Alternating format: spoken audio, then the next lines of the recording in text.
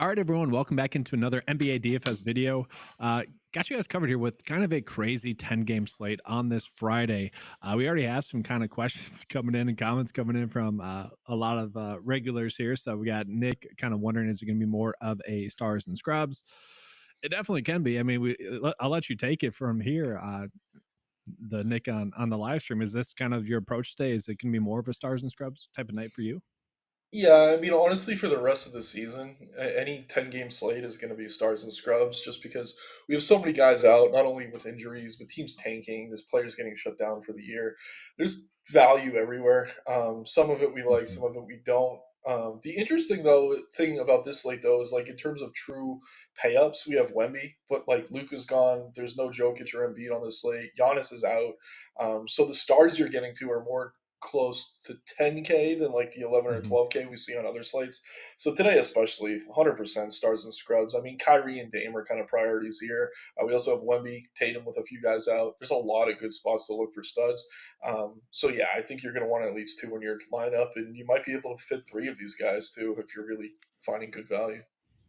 Yeah, and you kind of mentioned kind of just the nature of this slate. Let's jump into part of it. So we still have, and we'll get into the Portland game. I guess we'll start there. We're going to start with Toronto versus, or sorry, we're going to start with OKC injury news wise, but we already have a lot of people commenting on like Portland and Memphis. So we'll start with that, I guess. So Portland wise, we know that they've been really banged up really this whole season. I've been kind of telling people the last couple of weeks, if we can fit a low owned DeAndre Ayton and Scoot Henderson or Bannon into our builds, knowing the upside that they have at their price tags at low ownership. Let's do that. Everyone is still basically out for Portland. It's a very good matchup against Washington. The issue is that everyone is kind of chalk right now, including, but not too crazy. Like Aiden's pretty chalk, but then Walker, Scoot, Banton. I would argue, given the upside that they have, they still probably are a little bit too low owned. I don't know. Are those guys you get into at all tonight?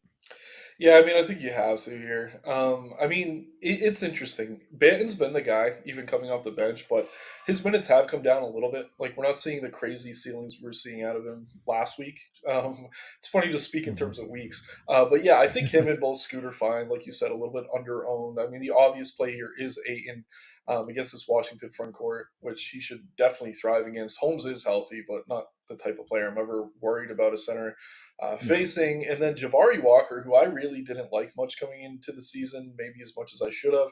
But with Kamara out and Grant out and Sharp out, all the wings out, he's been tremendous. 5,500 on DK, 5,700 on FanDuel. A little bit of sticker shock there. But yeah, he rates as one of the best value plays on the slate. Definitely going to be getting through a lot of him.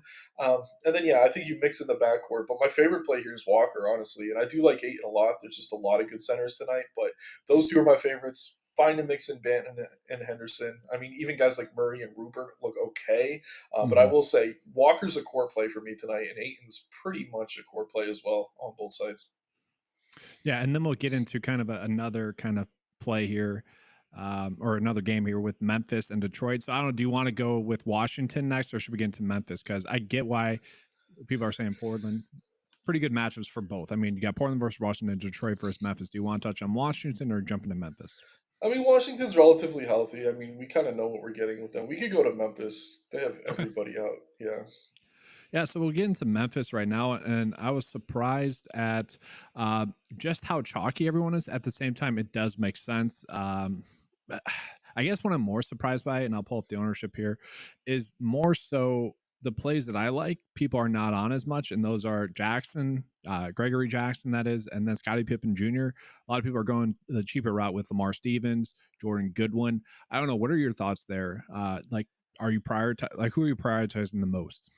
Yeah, it's interesting. I mean, I like Goodwin more than Pippen. I know the field is kind of there too, Mhm. it seems. But yeah, if you just go through the game logs with a lot of these guys out, Goodwin's just been Yeah. outperforming him every single night. So it's just really tough for me to make that pivot. I think you get to both of them here. The other thing is they're so thin, but I think they're actually favorites in this matchup here against Detroit. So not Mhm. only are we getting all these guys for super cheap, but it's actually a matchup they should be able to score some points in. But yeah, I think Goodwin, even at the 5,700 on FanDuel, looks really good here. He makes plenty of sense. Greg Jackson, who I think you mentioned, probably my second favorite play here, but he's super chalky over on FanDuel. Probably Yeah. a little bit under on DK, but when you think about the fact that it's a 10 game slate, he's probably about where he should be. I will say Lamar Stevens, 50% on both sites. Again, makes sense. It's just what we're dealing with here is just such a short rotation. I saw someone bring up Jameson in chat. I think he's fine as the starter. Yeah. This guy whose name I'm going to struggle to pronounce, Mozinha Pereira, a few days ago against Orlando had a really nice game, but I think they only have 8 men tonight. So every single play Yeah. is interesting. The one I'd probably leave out is maybe Xavier Simpson, but we've actually seen him even spike a ceiling at times. Mhm. So there's an argument to be made for all these guys. But yeah, if I'm ranking them in terms of priority for me, it's going to be Goodwin first, then Jackson, then Stevens. Then it gets a little bit dicey, but I think, Yeah. yeah, Pippen looks fine. You know, I'm a fan of Laravia. He Yep. hasn't seen as much usage as we'd like, but again, good matchup, very short bench. I think there's an argument to be made for all these guys tonight. And I will say, like this, in terms of like value this season, I can only think of like one other time where every single play that we have for a team is over 14, which is kind of crazy for DraftKings. For FanDuel, a little bit different with Trey Jameson. Maybe a little bit more difficult to get there just with the center eligibility Yeah. only, where you might want to get somewhere else. But it is kind of crazy. I know we're getting a lot of questions coming in about like top four, and you answered that for Memphis. Is it safe to play Goodwin and Pippen and Limes together? I would say safe would be the wrong word, and also I would say Luke Kennard would have to be confirmed out. He is expected to sit right now. Could you get there? I think it makes sense. I don't know. I see it more of a one or the other though with those two. I don't know. They can coexist together. I just feel like they're both kind of high usage rate players. Like if one's having a good game, I think it limits the other one. Yeah, I mean, 9 times out of 10, I totally agree with you. But I think here, with it Kennard out, Yeah. and again, this is only if Kennard's out, you could make an argument to get both. Yeah. Because, yeah, they're going to kind of stagger their minutes. I think they want these two guys running the offense for the most part. They also don't have Conchar, who does that at times. No Aldama either. Like, this team is so thin and in a Hmm. good matchup, and these guys are cheap. So if you're landing on them, honestly, yes, I think it's fine tonight. And normally I'd say no, especially on a 10-game slate. But when you have an 8-man rotation against this terrible Pistons defense, I think there's an argument to be made for playing both these guys. And Yeah. um, I don't know. I'm interested to see who they start. I'm guessing they bring Goodwin off the bench, which doesn't Yeah. affect anything for me. I still prefer Goodwin. But if they're both not in the starting lineup, that's even more reason to expect that they stagger those minutes with one of these guys running the offense at all times. Hmm. Kind of similar to what the Mavs do. Hilarious to even bring this up with Kyrie and Luka when they're healthy. But yeah, obviously a different situation, but they Yeah. stagger enough that they could both hit a ceiling at their respective price points. So in so many words, yes, I think it's okay tonight. I mean, if Xavier Simpson starts, would that make him more appealing then in that regard? I mean, yes, it I would, know, but right? I still don't think I'd trust him. Yeah. I I mean, yeah, go yeah. ahead.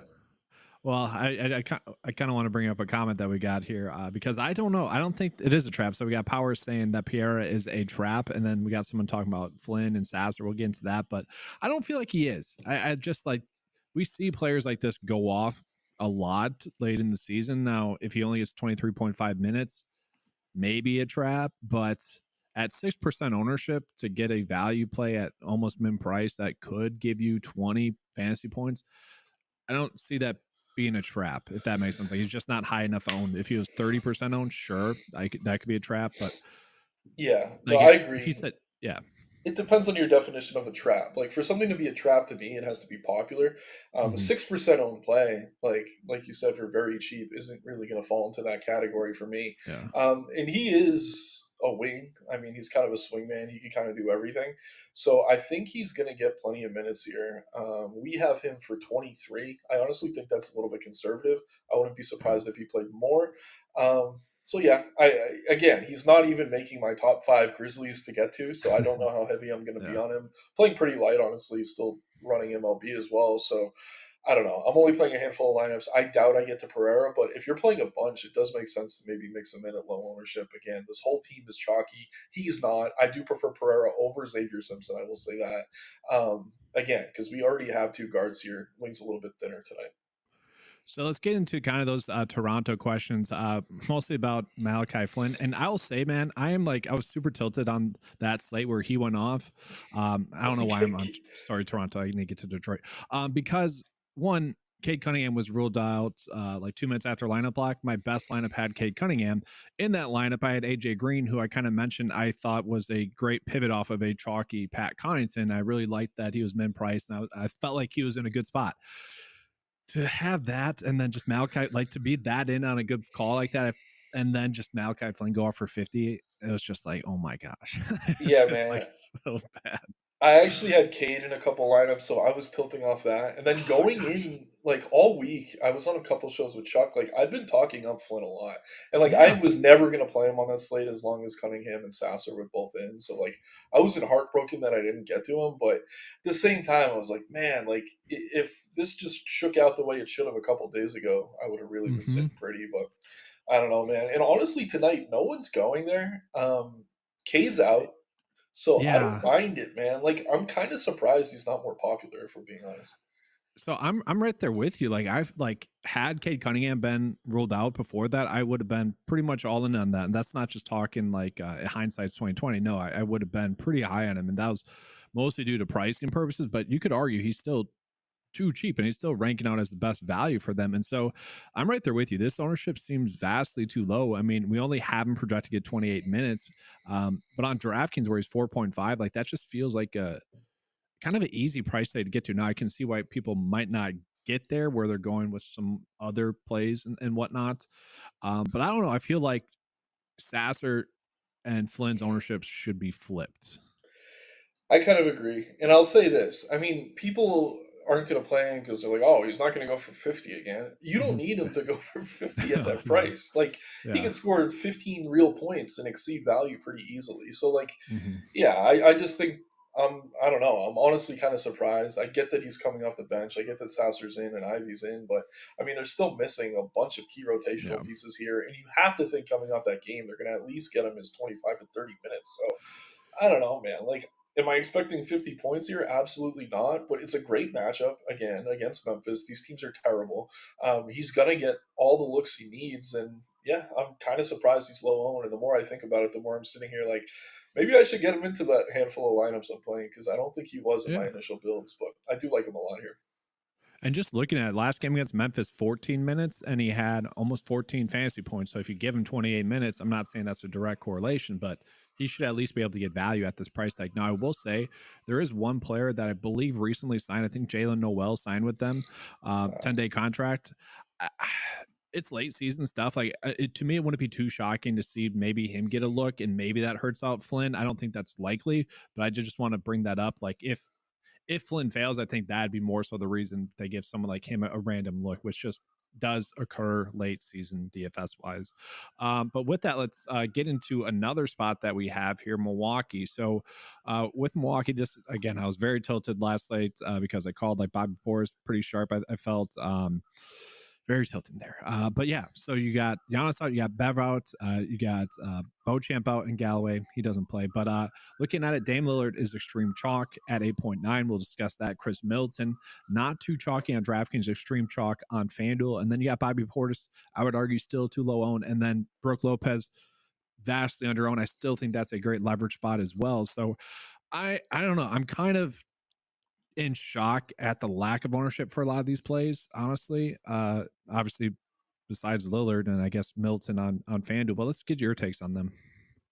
yeah, it's interesting, man. I want to ask you this first as a Bucks fan. I've heard Yeah, people saying maybe they're throwing games so they don't have to play Philly in the first or second round. Like if they fall, I think their no. path gets easier in some weird way. I don't know. I'd have to look into The that more, but they kind of gave that game away against Memphis the other night, and it kind of got the me thinking. LeBron special right there, right? LeBron Yeah, special. yeah, man. Man, I So mean, are they it's playing these seeding games? Like Doc isn't above it. honestly, maybe I haven't seen that. It's weird. I'm not worried. I just like I don't know. I'm just really not worried. It's the weirdest thing. I don't. Actually more glad that they're losing to the bad teams than they are to the good teams. If that makes sense, because you could just write that off as kind of overlooking them, not being ready. You're kind of ready for the playoffs, if that makes sense. Um, but that kind of leads into all right. This is a good spot to get Brooke Lopez going for the playoffs. This is a good spot to get Chris Middleton going for the playoffs, Bobby Portis. Like, I don't know. I'm surprised at the ownerships again. I like them all here. And honestly, the widespread doesn't concern me that much, not only Oh, just based on what I said about the seeding, but Toronto's getting healthy again. They're getting Trent back. I think not OG, RJ's back, and Quickly's been healthy. So, I mean, this is a better Toronto team than we've been seeing over the mm-hmm. past couple of weeks. Obviously, without Giannis, they're not as dangerous.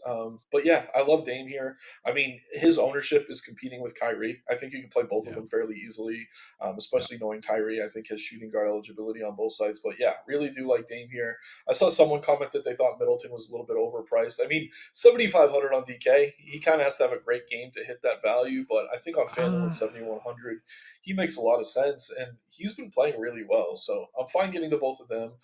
Portis, anytime Giannis is out, is a great play. That is maybe the most shocking piece to me, that he's not more popular. But again, this is a good matchup. No Giannis. I'm with you, man. I think they're kind of underowned. And then to that point, like Lopez has been someone that has like shown that he steps up when really specifically Giannis is out. But like we see it in other spots as well. He's like, I get it. There's so many other centers we can get to. There's so much other value. It doesn't take much to be overweight on the field. Like if you're at 9% Brooke Lopez tonight, if someone's like max entering, I think that makes a lot of sense because it really wouldn't be shocking to see him do 40 again. It's just he kind of does step up with him up. But Yeah. I will say, um, I I don't know. I feel like if you're not playing Lillard, like it makes perfect sense to go to Middleton. That's like a direct pivot, I would say, off of him. Like one of those two are going to go off. They both could go off. Um, Maybe Middleton's just a little bit hotter with the basketball and making his shots a little bit more, and he's been on lately. So I don't know. I would rather go honestly Middleton at lower ownership. But I don't think there's a wrong answer there. Yeah, I like them both. But yeah, I mean, you got to think at that price, what do you need out of him on a slate like this where most Yeah, people are going stars and scrubs? Like, if you're playing these mid range plays, you need them to get into the 40s and push 50 yeah, fantasy points. He's capable. This is one of the higher total games on the slate, so I'm fine playing Middleton on both sides. I think he's solid. On your Lopez point, like, I'm the biggest Brooke Lopez fan ever as a Nets yeah, fan. But on this particular slate, it's kind of tough just because there's so much yeah. value at center, and we are really leaning into that stars and scrubs, and Aiton looks so damn good. But yeah, I Hmm. mean, that's what's keeping his ownership down. So it's kind of a catch 22. But for me Yeah. personally, again, not playing a ton of lineups, I get it with Giannis out why you might want to go to Lopez. Um, but yeah, I feel like he's been cheaper than he is He, here. yeah, Yeah, he so I'm has. not crazy about it. Yeah, I just yeah, it's yeah. There's other bigs that we can get to, but maybe I don't know if someone's max entering. I would say just be over. I mean, it's 1%. Be like Yeah, five it's easy to percent get on it. over. Yeah.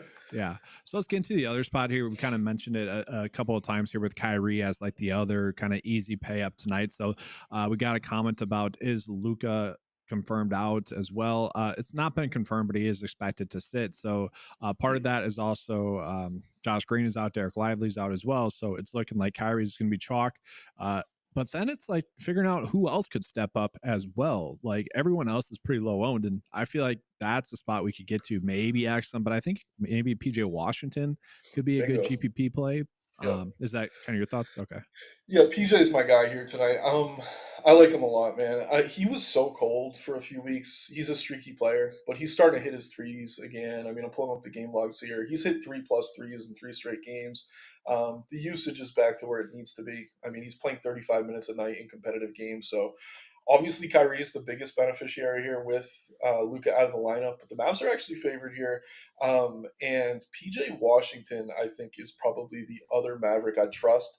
Like, we Yeah. always get to these guys like Exum, Jones, Hardaway Jr., and more often than not, I feel like they burn us. I think one Yeah. of those three goes off tonight, but none of them are owned. So I don't really know that I want to kind of spin that wheel, roll that dice, and try to figure it out. I'd Yeah. rather just play a low on PJ Washington, get as much Kyrie as I can, and just kind of play Dallas that way. And yeah, I'm pretty confident Luke is out tonight. It's all but confirmed. The 5:30 Yeah. Eastern injury report has him listed as doubtful. It's almost never that we see a player doubtful ends up playing unless they're upgraded. Unless it's Embiid, but Yeah, I well, don't know he if you was saw that he find. wasn't even on the injury report. Yeah, that You're that right. was a weird one.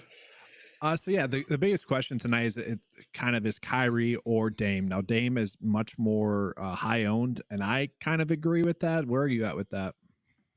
Kyrie or Dame? Hmm. Hmm, that's tough. I mean, just trying to look at the matchups here. I mean, I like both matchups first and foremost. They're Yeah. pretty much the same price. Yeah. Uh, I guess Kyrie because he's slightly lower owned. Yeah. I love both of them though, if we're being honest.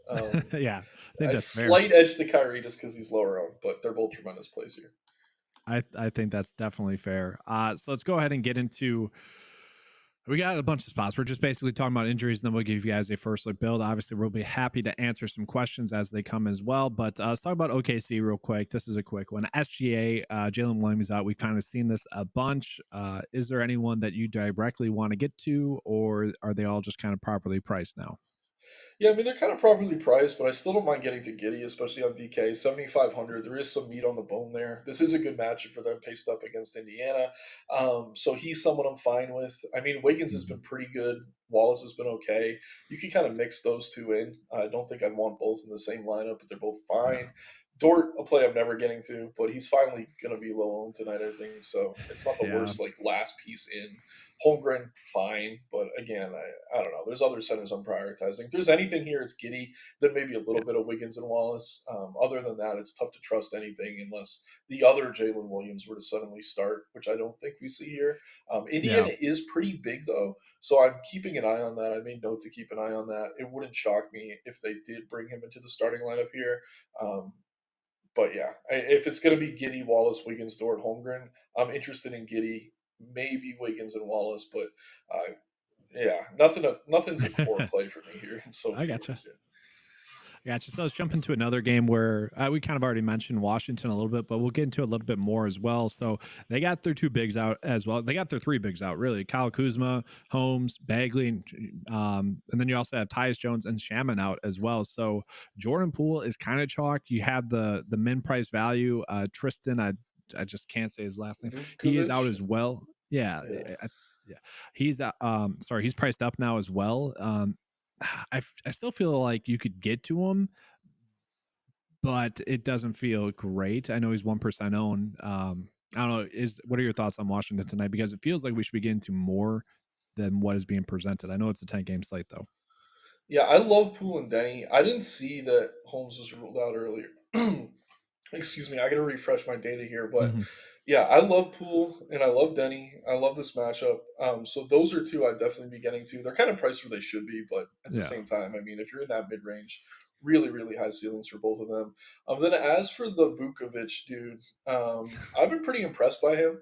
Honestly, if Jameson for Memphis was super popular, I'd like him as kind of a tournament pivot. Um, Hmm. but yeah, I mean, if Jameson's ownership stays reasonable, I do prefer Jameson of the two, but definitely someone I'd be mixing in here. Really not interested in Anthony Gill, who may get to start over him, but I'm Yeah. thinking they both start here. So Yeah. another situation I'm keeping an eye on in terms of these lineups late in the season. I mean, late in the season, you're going to keep an eye on all of these lineups, but I don't mind him, man. It's just an ownership thing more than anything else. He has shown some upside. I mean, trying to find his game log. Yeah, 23, 29 the last two games. He had 21 minutes only the last game. I know we had him projected for a little bit more. That seems to be the biggest concern there. We only have him, I shouldn't say we only have him. We have him projected to get 24 minutes. And if he does that in this matchup, he should be able to exceed that price tag.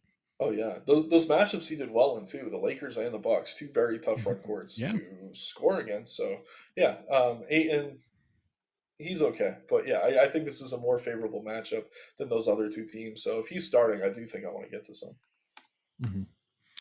All right. So I don't think we have too many questions coming in, so we'll just go ahead and jump on into another spot here. We'll talk about Boston here. So Boston's going to be without Jalen Brown and Derek White.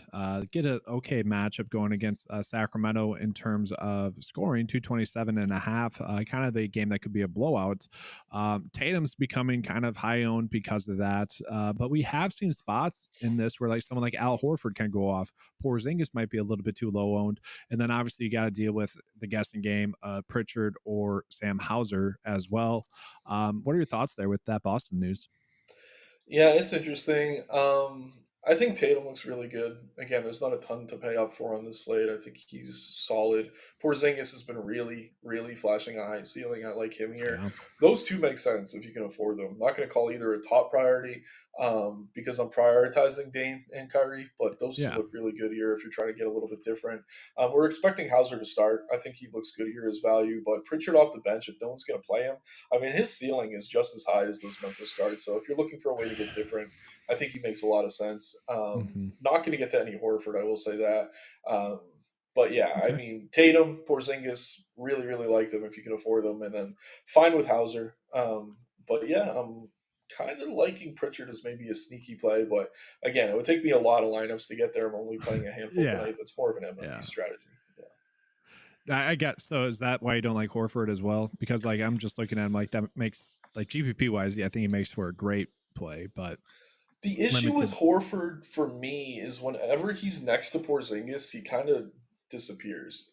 So like I like Horford when KP's out, but Mm, even with these other guys out, like I'm not confident he has a ton of upside. Like we haven't seen many games where he's getting over 30 fantasy points with Porzingis yeah. on the floor.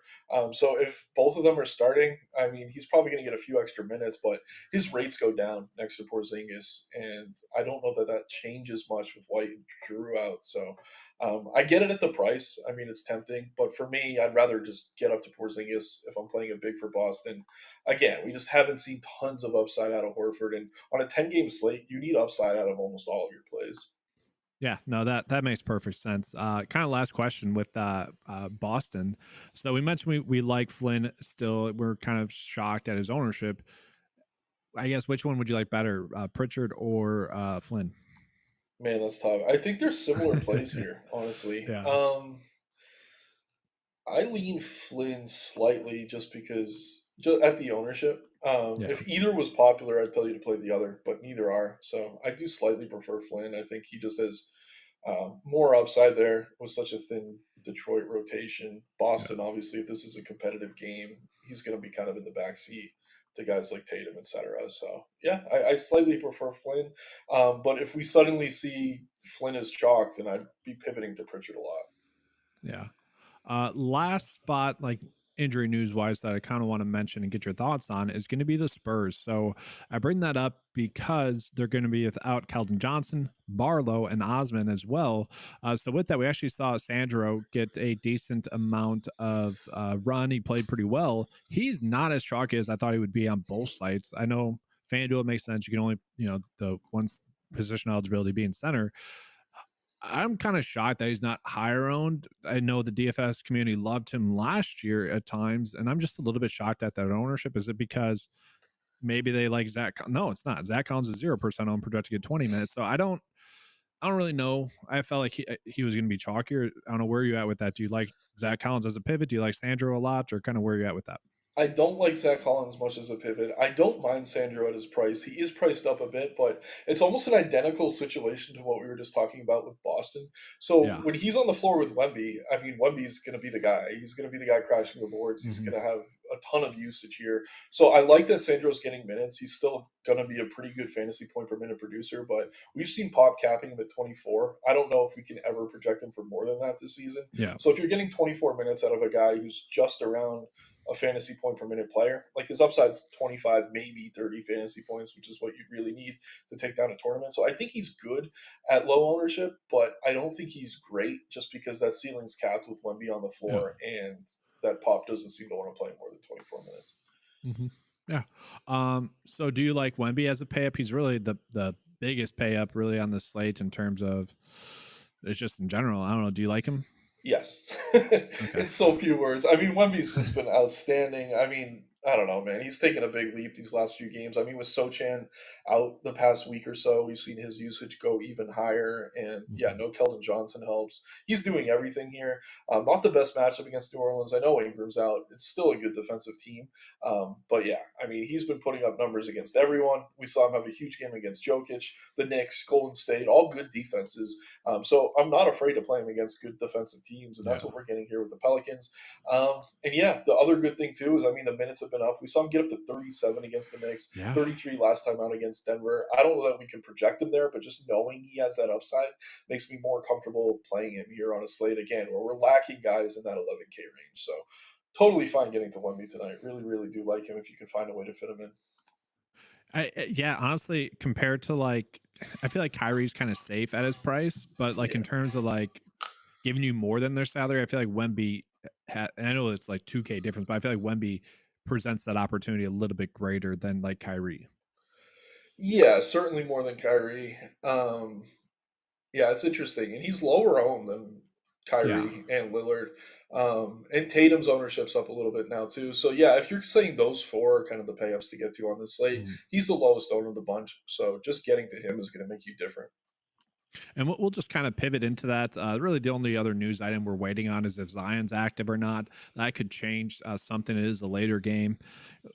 That might not end up mattering just with how big of a slate is. So we'll jump on into kind of the best plays on the board today. And like we just mentioned, like Wemby in terms of like the pay ups is the lowest owned. You got Tatum, Kyrie, Lillard, all pretty chalky. So it seems like everyone is starting their builds out with one of those plays. I don't know if we really need to rehash that kind of part, but is there anyone else here in terms of like pay ups that you feel like is a good play? Um, I think you have all those slates up here, so Oh, we're seeing sorry. some guys that are not. I'm like, Yeah. wait, Harden. Sorry. I mean, Sabonis looks okay. I mean, if that game stays close against Boston, you're getting him sub 10% on. I think he makes some sense. Not going to call him a priority. Yeah, man. I mean, just knowing Wemby's low owned and how much I Mhm. actually like the chalk pay ups, I don't know that we need to get too weird up there. I really, really like Tatum, Kyrie, and Dame. And if I'm looking to Mhm. get different, Wemby's the way I'd be going to pivot. These other guys look okay, but it's going to be tough for them to kind of match that upside. On a 10-game slate, it's certainly possible, but I'd rather get different with some of this weird value Mhm. than with my pay ups.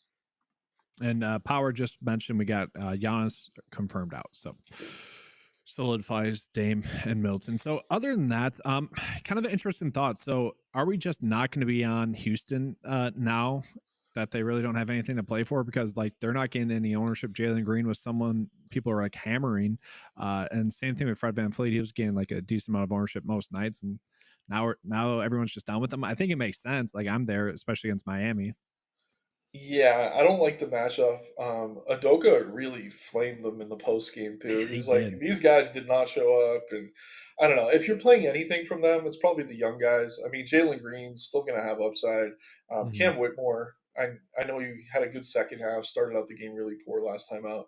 He should hopefully start to see 30 minutes a game now that they're eliminated. Yeah. But yeah, against Miami on a 10-game slate, I just don't really have much interest. Maybe they respond to Adoka crapping on him last night, but it's really for nothing. Like they're out of the Yeah. playoffs now, so maybe we start to see guys like Van Fleet, definitely Jeff Green, start to get limited. Not that anyone's playing Jeff Green anyway, Yeah. but yeah, I'm off them tonight. Makes sense. And then we'll just sort it by value, and then we can get into a first look build. So we mentioned a bunch of the value that's popping up in there, kind of our thoughts on them, but we'll just rehash that. So you got Stevens, you got the three Memphis players that are kind of low price. You got Stevens, Goodwin, Pierre there. Then you got Derek Jones. So a decision to be made there, low owned. Sandro right there. Lou Dort, who I don't think we're going to play, Tim Hardaway, Aaron Wiggins. So kind of some different thoughts in terms of players we were kind of saying beyond value wise because we kind of mentioned Flynn is someone we like, especially at that ownership. But yeah, let's just kind of recap. Which value plays do you like the most tonight? Yeah, I mean, I do trust Goodwin more than the rest of Memphis. Yeah. Stevens hasn't been playing a ton of minutes, so it kind of gives you some pause when you look at the game logs, but I think he's going to have to tonight. So I think those two make a lot of sense. Pereira's okay, but I wouldn't put him in that group in terms of safety. Hmm. So Derek Jones gets interesting. Yeah. He's not popular, so I don't mind mixing him in if you're playing a bunch of lineups. I do not trust him at all, though. I think one of him or Hardaway probably has a good game here. Throw Exum into Yeah. that group too. But which of the three, like we said, I don't know. I don't think it's going to be Exum personally, but I think one of Jones or Hardaway are fine to have. But I'm not going to probably get to either. Only playing a handful of lineups. Don't really trust them. I know the model likes them because the minutes are there, but I don't. Hmm. Again, I just don't think it's necessary. One guy I will bring up, and he's not as cheap as some of these other ones, is Jabari Walker. He's Yep. tremendous here. He seems to put up 40 fantasy points every night with Kamara and Grant out, and we're getting that situation here again. Pretty good matchup. So yeah, really, really do like him. I think he's a little bit further down the board than I would personally rank him. Like Flynn at low ownership. Hauser, I thought was going to be more popular. I think if he's named the starter, we're going to see that climb. But yeah, he's scoring dependent, so he's volatile. So Walker's the one that's kind of lower owned. I'll throw Flynn in that bucket. I trust Yeah. those two guys from Memphis being Stevens and Goodwin. I really like Greg Jackson too, but yeah, I'd just say proceed with caution on the Mazzaro Pereiras and the Derek Jones Juniors of the world. I mean, yes, the model loves them here, but there's so many different ways to go. I just don't think you want your night hanging on any of these kind of sketchy pieces of value. I will say, like, between Stevens and Pierre, like, I don't know if I would stress it, like, lineup wise. Like, you start out with Stevens, and if you need to discount to Pierre, I'd be fine within that regard, if that makes sense. Yeah, no, I get it. Yeah, that's fine. I mean, like I said, I mean Stevens, we haven't seen him play a ton of minutes. Yeah. He's been kind of capped at 23. I think they have to lift that here. Like if you go back into early March, he was playing around 30 at times, Mhm. and I think Yeah. that's what they're going to need Looking out of good. him here. But yeah, I mean, are we going to be shocked if he gets capped at 23 again and they give these kids some extra run? No, but I don't know. I do like Stevens. All right. So with that, let's get into a first look build. I don't think we got too many questions. We got a question about Gafford, and just centers in general. We'll just jump into centers real quick. So we kind of mentioned Aiden as a play. I don't know. Do you like them? Like which centers are you going in on? I mean, Gafford's okay. No Lively should help him a little bit. It's just he's priced up, so I'm not crazy Mhm. about it. I'd be fine getting there though. And then Jackson Davis is interesting. He'd been starting a lot, but they're getting Kaminga back. I think Kaminga's been back for a game or two. Or no, he's coming back tonight. So Mhm. Kerr said that he loves how Jackson Davis has been playing, and usually he likes to just give the ball to the hot hand. But there's a chance we see him move to the bench here, and I would be a little bit less interested if we see Kaminga starting. But if Jackson Davis starts, I think he's fine. So those are okay plays. I'm not clamoring to get to either. Like I said, it's either Aiton or some of this value at center tonight. But yeah, both at 6K on DK, I think they make sense. I have to check their FanDuel prices, but no issues getting to either. Good, good. Powers make me laugh with his comments there, just as an FYI. And then then we got Denny. A question about Denny here. I don't know. We kind of mentioned Washington a little bit here. Denny's I fine, like right? it. Like, we can get to Denny. I love Denny, honestly. He's coming off a terrible game against the Lakers. Was that a blowout? I can't remember. But yeah, I mean, Poole's super chalky tonight. Denny not at all. So I kind of like making that pivot at time in tournaments. We have seen Denny take over in certain matchups. And Hmm. again, did you say Holmes was out? Yeah, Ron Holmes is out. Yep. Yeah, we've seen Denny get like 15 boards in some of these games with Holmes and Kuzma out. So his ceiling's massive here. I really do like Denny a lot. Then the only other question we got, and then we'll get into a first look build. Uh, Jake, I had Lavinia. it. Lavrie, yep. He's fine. Like, I feel like we want to get to probably 3 Memphis players. If he's that one of the 3 that you're getting to, by all means, go for it. Like, I don't like you wouldn't talk anyone off of him, right?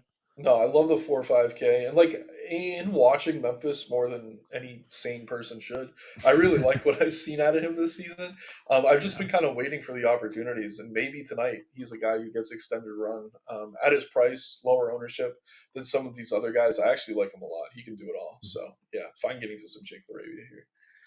All right, so let's go ahead and get into a first look build here. So, the 2 that I put down just based off of your conviction are Goodwin and Walker as kind of starting points. Are you fine with that? Yeah, yeah. Okay, so we'll do that, and then Lillard or Kyrie or both. I mean, in like cash games, low risk, I'd say both. For this Okay, build, uh, I mean we can fit both of them. I kind of lean. Yeah, let's go with both. We're Okay. not going to be able to fit 1B, which is fine. But yeah, I Mhm. think those two are pretty obvious. Yeah. And then, yeah. So we still have 5.5 left over on average. So that obviously leaves a lot open with. Do we want to get to a Portland player, a Memphis player, maybe Detroit a little bit? Obviously, there's a lot of chalk out there that we can eat. It's just trying to figure out which chalk do we want to eat here. I mean, let's. I think we're both on Malachi. I'm shocked at Yeah. this ownership. Obviously, like we're not expecting him to score 50 real points here. I just want to make that very clear. But at his price, he doesn't need to do half of that. Like, got to get to some Flynn, I think. So I like that. And then, yeah, maybe GG Jackson for Memphis too. I like him.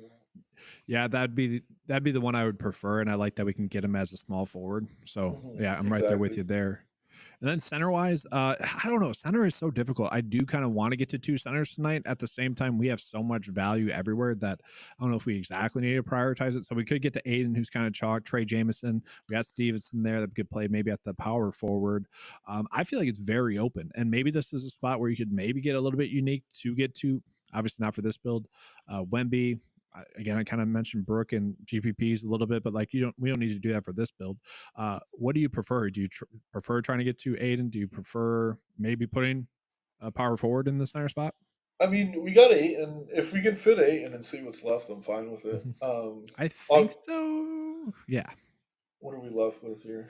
34. 3.5. So this is kind of what I meant with Memphis, where it's like, yeah, we prefer Stevenson, but like, or yeah, Lamar Stevens, but like if we're ending up on Pierre, I'm kind of okay with that. At the same time, Yeah. it'd be so much nicer to be able to get to Derek Jones in this regard. But like, I don't know if we need to stress it that much. I don't know. Do you see any other play here that you would like better?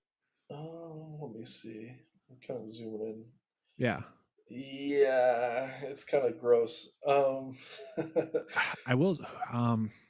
I think I there's mean, a we might have to center. move. I mean, if we went down at center, it would open things up. Flynn is only 45. I'm just looking at some of these prices here. I mean, if we come off GG for I uh, mean, Laravia, we could maybe upgrade that spot. Something like that. I mean, we're close, yeah. man. I'm pretty okay with that. I will say, like, maybe we get to Tristan Vooch. I'm just gonna call him that. Just I need to get his last name down. It's Yeah, just let's not call coming him off the tongue. Vooch. He's Yeah, 4,200, but yeah, I yeah. like him a lot. So that'd be kind of another spot we could get to there as well. Let's see if we have any questions coming in here. So, okay, Aiden or McCollum as the last man in? I think that's a fantastic question. I would say I probably prefer McCollum if Zion's out, just because he should be safe. Obviously, the game total becomes kind of a concern, maybe blowout and whatnot. But I think Portland's a little bit earlier today, right? Yeah, so Uh, they're earlier. Yeah, yeah, I mean, I think I like it depends what you want. I think Aiton gets you 40 here, and yeah, then McCollum's either going to get you 30 or 50. So yeah, it's like McCollum's a little bit riskier, but I think he has the higher ceiling. Personally, my style, I'd probably go with Aiton. yeah. And yeah, yeah, Chalkier, kind of just easier to make it work too. yeah, I like Aiton a lot against Yeah. Washington and Vooch and friends. Yeah. Yep. Then one more question from Nick here. So, how many minutes is Derek Jones Jr. projected to get? I think it was 30. I'm pretty sure. So, like, um, he should be able to at least not Yeah. hurt your lineups tonight. It's just how much will he help? I mean, great value rating for him today. Yeah, we have him for 30.4. And I mean, there are games he looks tremendous, and then there's just games where he turns into PJ Tucker and does nothing. Yeah. So I don't know. It's a wide range of outcomes for him, but he's so cheap. I don't think he can kill you. But yeah, 30 minutes, 30 to 32, I think is an accurate projection. I guess I'll do this last question, but I am jumping in the Discord chat, guys. I'm double dipping tonight, so if you guys are Occupy Fantasy members, link to that's in the description below. But if you're waiting for that, that's just a little bit longer here. But thoughts on Portis tonight? Great GPP play. Surprised at his ownership. I know his minutes are limited, but still could easily get 40 at a cheap price tag. Agreed. And then any closing thoughts for you? No, everyone just keep an eye on lineups. Things get weird this time of year, especially as some of these teams are eliminated, like the Rockets. Like they're healthy, but don't be surprised if we see some weird stuff. Like I don't know. Just keep an eye on things even more so than usual. But yeah, lots of different ways to go tonight. If there's some chalky value you don't like, feel free to pivot. Um, and yeah, just good luck. Only a couple weeks left here.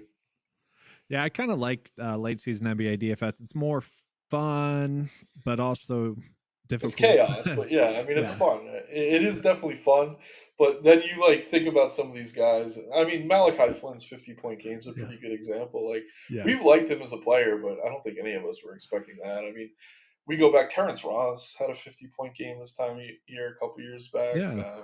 It's gross, but that's what makes it fun. Yeah. All right, that's gonna do it for us tonight, guys. We'll be on at the same time, I believe, tomorrow, and then Sunday, maybe a little bit earlier. Anyways, we'll see you guys tomorrow. Take care, everyone.